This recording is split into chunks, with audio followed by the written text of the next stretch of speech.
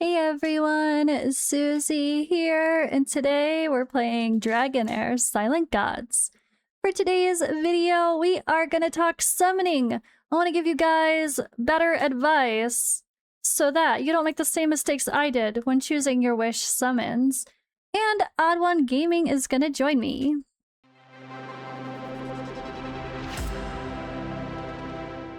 Yeah, wish summons. I made some mistakes here. There's also a little something fun we realized here. So I think there is a little bit of a possible early legendary we'll talk about and some other fun stuff. So I want to make sure you guys get the best thoughts of who to pick. And we're going to talk about why and how that works. Then we'll TLDR who to pick. I'll try to put in some chapters. I do a little bit of summons, but we get Odd One's help for this decision because things are a little bit more complicated than I realized.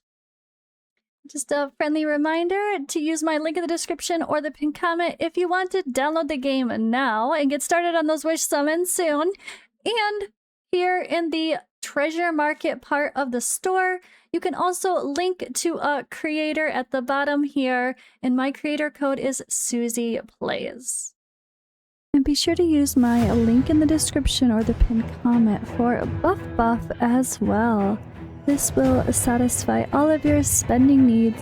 We even have a new user exclusive bonus here, so make sure you click that link, log in to claim. The website is easy to use with all of your purchasing needs in one place, so be sure to click that exclusive link when you make your purchases in Dragonheir. Alright, and now we're here with Odd One Gaming. If you guys don't know, he is my husband. Yay.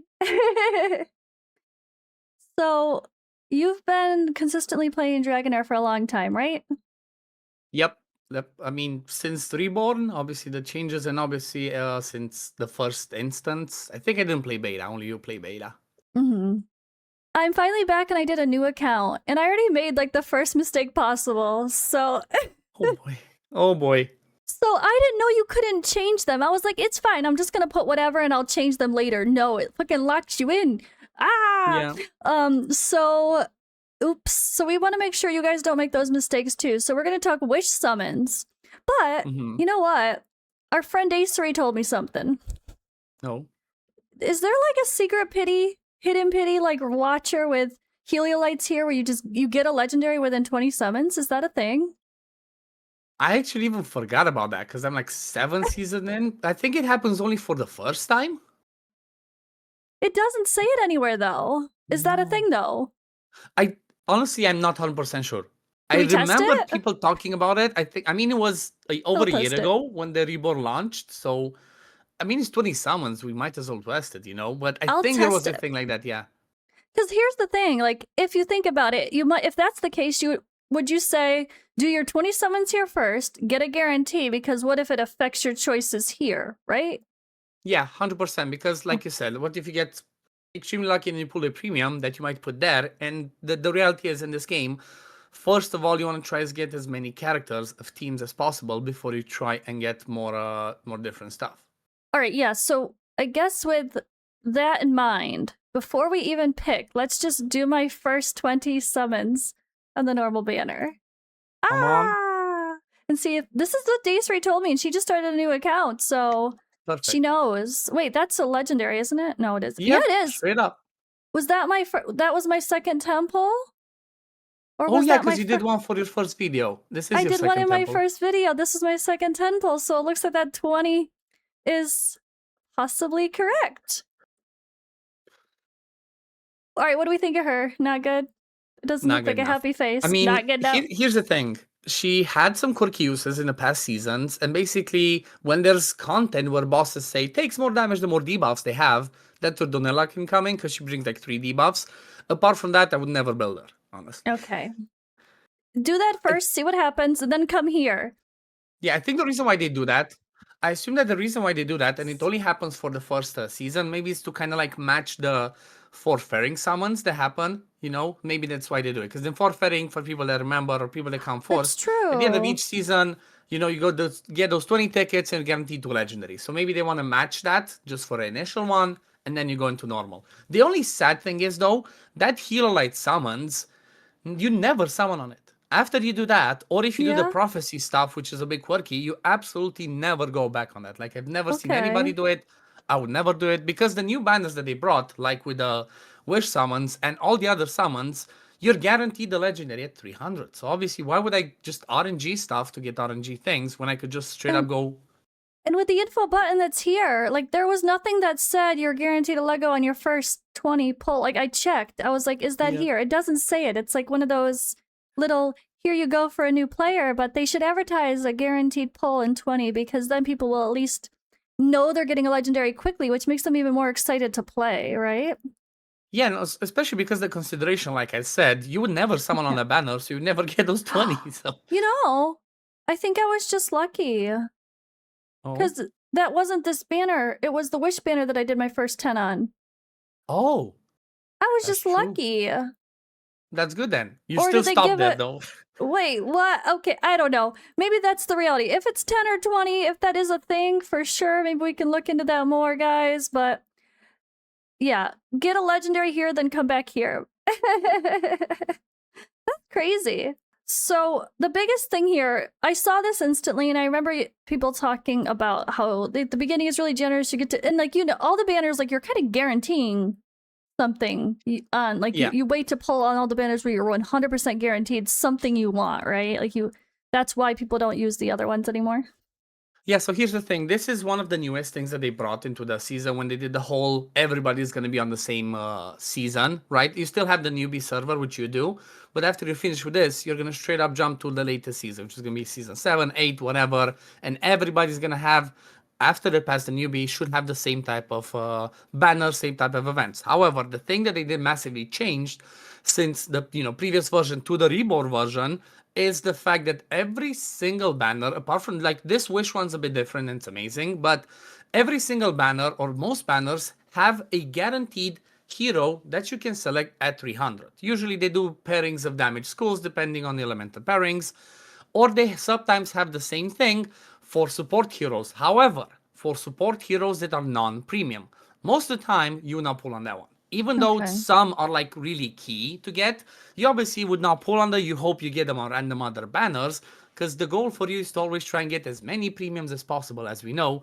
to try and build as many teams as possible. However, this wish banner is a bit different, is a bit quirky, because it kind of allows you to do a combination of both. Now, I'm not sure how often they're going to do this or not. Like, for example, you have it now. Anybody starts new has it at the beginning of the season. But for us that are at the end of season 6 right now, like in the last week, we have that as well. Like, we have it again. But it has not been during the season at all. So Okay. maybe they do this early and end season. And this is Interesting. arguably the best possible banner. Because So here's the the thing, the same other banner one, came back? Like you have the exact same yep, thing, you mean? I have Okay. exactly the same banner, same with 300, with 800, I can choose. And the reason why this one's so much better is because those other banners which come after this one give you a guaranteed at 300, like which you can choose out of 4, 5, 6, depending how many they are.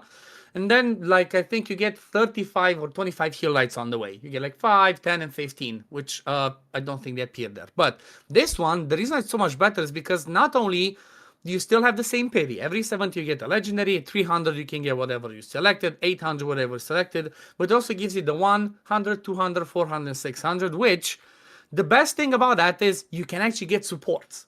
So when we're talking about this 3 and 800, this is basically a trap. You would select one of them, which you would want to 100% get at 300, and then you would select the second one because it doesn't allow you to pick the other stuff at 800, and you would try to select the 800 one to be something that you would not mind if you pull on the way, because this one basically locks your two elements or like damage schools, but then also locks the supports of that one, which you have a chance to pull on the way to 300. So let's say, for example, in this one, if we're talking priority number 1 based on testing we've seen so far, in this one, number 1 choice, everybody should pull Taletia. 300, first best possible thing you can get, because Aura has become so good, but only with Taletia. If you don't have Taletia, Aura's So useless. she is actually here, the one that is needed, you think? Yes. Oh Yep. shit, I didn't realize she was even here. All right, so let's scroll. Let's find everybody on the screen before we dive into talking about them. So we're talking Aura. Okay, here she is. There we go. So she should be the number 300 pick, is what you're saying. 100%. Yeah, from my point of view, she's the priority because here's the thing. She's the only one so far that makes Aura actually be viable and do enough damage. Amoleda is not a premium. She's useless. I have her with exclusive artifact. She's just not good. Reason why it's so good is because Aura is so powerful. The only quirky thing is I've not tested enough without Annalise's. Like, Annalise's is amazing because she's Aura, but she's pretty much a support. However, her banner is not there. If the banner ever comes back, everybody should go and pick one. But even without that, you don't lose that much because Annalise's is Aura, but she's kind of like a support. She removes buffs, removes debuffs, heals on the ultimate, and then puts shields and gives 30 Aura on the battle skill, which we're not that desperate. But reason why Aura is so good is because they're good in dungeons, arena, vortex, everywhere. You're going to use them everywhere. And the main thing is they do AoE damage, but they're good as single target, and they're survivable because they damage skills off of HP. Nice. So it's obviously number one choice. So much you better. would put Talethia, exactly. And that's like if you're an older player like me returning that Aura was not that great before, but it is now. It right? is, but it has to be Talethia. Without Talethia, it's useless. She's the must-have. All right, Must so if you're like me, what if by some crazy chance, before you even do your wish summons, you pulled Talethia, would your second choice then be Ice Blast with Beldel, or no? I would say yes, but then at the same time, I would look at what's the pairing of the season. I don't think actually Ice Blast is second anymore, because the reality is the reason why Ice Blast was so good, no. they have a ton of inbuilt, crit rate from their passives. They can get like 50, 60 crit rate before you even give stats. So here's the thing. If you choose Talethia, you will not go with Ice Blast anymore. But because you did not choose Talethia to go with Aura, Ice Blast is the next best thing, right? If you really do not want to choose Aura, Ice Blast is the best because the best progression-wise. Same principle. Good for dungeons, good for Vortex, good for everything. Really easy to build them early on because it's a lot easier to get, 30 crit rate when you get 40 from all of that. And, it's pretty easy to kill them, but you 100% still want Beldel. Beldel, even though there's Fredegonda, another one, Beldel is still the number one damage dealer for that. And then if you are a whale, if you're one of those big spenders, don't forget to link to a creator code first. But first of all, and then use links as well. But otherwise, if you are going to pull the 800 because you just want every guarantee you can get, so you're saying you wouldn't put like Aura and Ice Blast in the same set, or is there a reason? No, so the idea is like this. So when it comes to the guaranteed, you only put the one that you specifically want at 300, and then if you're a whale and want to go for the 800, you put whoever you want to get at the 800 as well. However, this depends on the teams that you want to build. Now, from my point of view, based on the testing that we've done and seen, the main goal is after you have your core team, which is going to be Aura using everything, you have to look at, okay, what's going to be the best teams for continental challenges and for endgame boss. And the priorities are Aura is going to be, again, useful for everything. Next one that might surprise you, Burn. Right? If you get high inspirations of Durham, he's going to be insane. Okay. Then next one that can be good, like again, Ice Blast can be pretty easy to build. It's one of the ones where even if you have base level, you can get a good team. Who would you choose then? Okay. So, TLDR of what to choose if you're a brand new player coming in. Season 1, though, without all the fancy other banners happening that you've already had. We have Wildfire, Poison, Lightning, Radiance, and then Ice and Necrosis. And so I went with a mess, so ignore me. But the smart person's gonna go Aura. And Aura is paired with Lightning the first season. So you probably want to focus that to have your 5 synergy. Yep, exactly. So in this case, based on you would choose number 1 on that 300 because it makes you pick that first. Yeah. We would pick Talethia. Correct. Okay. And then you're talking about then it forces you to put someone in 800 and that locks in.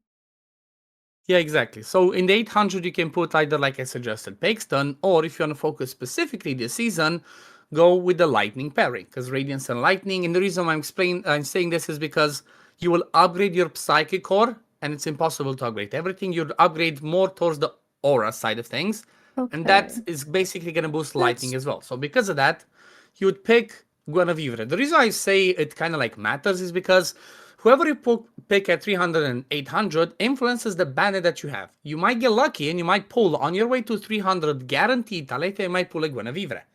So that's why it's really important. And same thing, based on the element, which is Talethia, Radiance, Guinevere, Lightning, the 100, 200, 400, 600 unlocks specifically all the supports of Radiance that are not premium and all the supports of Lightning. That's why it's really important what element you select, because it can give you that exact specific good support that you can pick. And you're not going to be building like you're not going to build two different damage types as your focus. You're going to kind of pick one as your DPS itself, right? Like so. Yeah, exactly. So for example, you're looking for the supports. You're not necessarily looking for the next best DPS. Exactly. Okay. Exactly. So for example, you would start, like I said, with Aura. First 3 weeks of the season, you're only going to care about building Talethia and a team around her, and that's it. First 3 weeks. Once you get to the next phase, that's where you want to try and get as many teams as possible. So as in 6. So then you'll, after you you lock in the 2 that it makes you, and then it'll go back to 100, and that's going to be your first choice, and that would be your Linkos is the best aura to go with her. Yeah, he's the only one that's there because Diantha's in the second one. Oh. Exactly. It's like it only gives you specific. The 100 are kind of like the worst supports and damage dealer, and 200 are the better supports and kind of like damage dealers. And like for me, because I picked Nashchenka and Baldel, that's why I have the specific pool of heroes here. And it's not going to be, it'll be different depending on which ones you pick. Exactly. Okay, so this would be 100, and then the best option for 200. The best option for 200 would be Acelia. Because that's the Radiant support. That's true. And she's just good all around as a general support anyway, right? So insane. She's one of the very few that, again... Better than Gillian? I remember always wanting Gillian and never having her. Gillian used to be a free hero, like in Season 2. I have not used her for 3, 4, 5 seasons anymore. Okay, but you find yourself using Acelia? Yes, because here's the thing. The important, the amazing thing that she brings is, again, ultra healing, dispel all debuffs, debuff immunity for a long period. She's just insane. Like, she's one of the very few heroes in the game that can be solo support for endgame teams. Gillian cannot solo support you. Not good enough. And so I guess the difference is if you're pulled in another direction or you want to plan for future seasons, the debate would be with keeping Paxton, you said, in mind instead. And then Cinderella would be the support to go with that. If that was something for future. Or I would still go with Acelia. So for you're not gonna go wrong either way. If you go Cinderella or Acelia, you're still gonna be doing okay, because eventually you're gonna pull for all of them. Yeah. But initially, if you specifically try to build around Talethia, then you would pick Acelia, because Fire and Radiance are not appearing this season, so you lose the 5-man synergy if you bring Cinderella support. Okay. Whereas if you have Acelia, you can still keep that. That gives you more damage, survivability, and stuff like that. All right, that makes sense. Pick your core, and then yeah. All right. And if you're a Kraken and you want to pick something else for 800, no judgment. If you're a Kraken, then you 100% go for Guinevere for 800, and you try to get Inspire 5 Guinevere, Inspire 5 Kurvida, Inspire 5 Nashchenka. Because Dauntless is #1 damage dealer everywhere, but it requires 3 premiums fully inspired to do that. Oh. Like, Rook's not the best anymore. Nope. So if the people that go all out, once you go all out, this is actually the best? Yep, Dauntless so far the best. I mean, obviously, here's the thing. In a week, Season 7 comes, we don't know exactly what's going to happen. Oh, that's true. Metas might completely shift. It might be like, same way that Talethia came in and made Aura be amazing, they might release a hero, which, for example, I saw the new Rally exclusive, which Rally currently sucks. It might be that Rally exclusive might make Rally be the new meta. Okay. But here's the thing. If Rally is the new meta, you already have the support from the Aura team, which is Acelia, which is Radiance as well. So you can never go wrong with this. Okay, so I'm gonna do my summons and keep this account even though I totally failed, but that's why I wanted to make this video, so everyone else doesn't make my mistake. I thought they would let you change them as long as you don't start summoning. Yeah. But no, it don't let you change. Can you click behind you with like what drops? There should be a thing like what's in the banner. Okay, so you see, so unfortunately, you see, because I was hoping that they give you all the premiums at the top, but unfortunately, it's only Baldel and Nashchenka. You might get lucky and pull a Nashchenka. Yeah, it's not going to be bad. The ones you pick. Yeah, it's not gonna be bad, but at least you know what? You can pull next time a lightning banner comes on. You can select and go for Guinevere, and you have a star I for didn't know Dauntless Team. she was so good. I was like just remembering that Nashjenka was the queen. It's my old She brain and was, yeah. work.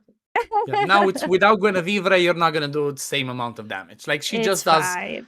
3 times the damage or 4 times the damage of Nashchenka. And like you said, the good part is it's still a normal summoning banner. There's just bonuses, right? Yep, So you you still could have pull same pay. many heroes along the way, and then before getting to those 300. So you still get the normal pity hits, right? Yeah, exactly. So even though you get Okay. the hero at 100 and you claim him, that doesn't reset your pity. It keeps going as normal. Every 70 you're guaranteed. Okay. That sounds good. It is. Alrighty, well, thank you for helping me understand this. I was confused. I kind of thought everyone got the same stuff in the selections, but I didn't realize that as you pick your exclusive, it narrows it down, and oh my goodness. And then, yeah, apparently there might be a little bit of a hidden pity here, which we didn't even think about. Yeah, I forgot. It's been over a year since they reset this. Okay, well, I will be doing a bunch more summons when I get a little Wormaro dump on Monday or something, so I'll probably wait for that myself. Alrighty, well, thank you for joining me, guys. If you're watching this video, obviously make sure you're subscribed to Odd One as well. I'll have his channel linked. Is there anything you want to shout out? No, just I'm happy to have you back because it's still my favorite game out there up until we wait for, but it's still my favorite game. It's an amazing game, good graphics. Love it, and I'm happy to have you back. I'm sure there's gonna be a ton of people in the community that are happy to have you back as well. Yeah, lots to learn and catch up with, so I'll be trying to put out some videos myself. Busy, busy, busy. Yeah. Did you notice that there's no more uncommons? Oh, yeah. There's no Meredith. There's no whatever those guys were. Oh, you're right. They just got scrapped. Okay, that's different. Yeah. I didn't even know. Yeah, I didn't even notice yet. Oops. Exactly. Can you still get a legendary from Starlight Die? Okay, yes, Yes. 0.2%. Hey. And same thing for the horn. And it's the same heroes for the horn? Yep. Okay, I really good wish to they would know. update that eventually. Like every season updated, but it is what it is. All right, again, thank you guys for watching. That was a really fun chat to get to know the new systems that I'm not as familiar with yet after stepping away for a while, or that a new player, maybe like you, aren't familiar with as well. So thank you. Be sure to subscribe to Odd One, like I mentioned, and don't forget to link that creator code if you haven't already. And you'll get something special if you use my link to download the game. So check out the description or the pinned comment. Get that buff if you top up, and I will see you in the next video.